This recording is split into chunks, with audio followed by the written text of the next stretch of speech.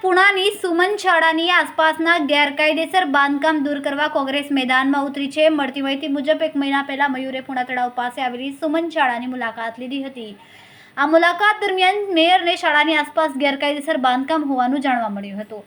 તે સમયે મેયરે અધિકારીઓને આ બાંધકામ તાકીદે દૂર કરવા સૂચના આપી। જો કે 1 મહિનો વીતી ગયા છતાં પણ આજ દિન સુધી કોઈ કાર્યવાહી કરવામાં આવી નથી।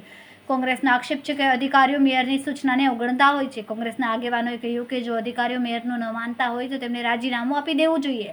આ ઉપરાંત કોંગ્રેસે આક્ષેપ કર્યો કે ગેરકાયદેસર બાંધકામ દૂર થવાના બદલે વિસ્તારમાં વધુ બાંધકામ વધી રહ્યા છે। દિનેશભાઈ સાવલિયા, માજી કોર્પોરેટર, સુરત મહાનગરપાલિકા। આજ રોજ મેયરશ્રીને એક રજૂઆત કરવા માટે આવેલા કે જ્યારે આજથી 3 મહિના પહેલાં મેયરશ્રી પોતે પૂણામાં એક રાઉન્ડ લીધેલો અને ત્યાં પૂણા તળાવની બાજુમાં એક સુમન સ્કૂલ બની રહી છે અને ત્યાં ગેરકાયદેસર રીતે જે ઇન્ડસ્ટ્રીયલ કોમર્શિયલ બાંધકામો થઈ રહ્યા છે, મેયરશ્રીએ પોતે આદેશ આપેલા કે આને તાત્કાલિક દૂર કરવામાં આવે। આજ દિન સુધી દૂર કરવાની વાત તો એક બાજુ રહી, પણ વધારેમાં વધારે બાંધકામો ત્યાં થતા જાય છે।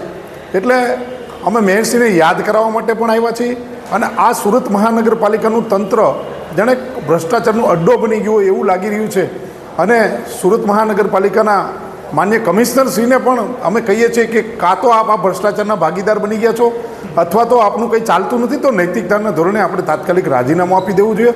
સાથે સાથે વિપક્ષ પણ ક્યાંક ને ક્યાંક આ ભ્રષ્ટાચારનો ભાગીદાર હોય એવું અમને લાગી રહ્યું છે। એટલે અમે આજરોજ આ જે ગેરકાયદેસર બાંધકામ છે એ તાત્કાલિક દૂર થાય અને સુમન સ્કૂલ જે હમણાં આવનારા નવા સત્રની અંદર હજી તો શરૂ થવાની બાકી છે, ત્યારે જો આ પરિસ્થિતિ થઈ ગઈ હોય તો ત્યાં બાળકો ભણી કેવી રીતે શકશે અને ત્યાં જે નાના નાના ભૂલકાઓ છોકરા છોકરીઓ જે ભણવા માટે આવવાના છે કેવી રીતે સુરક્ષિત રહી શકશે।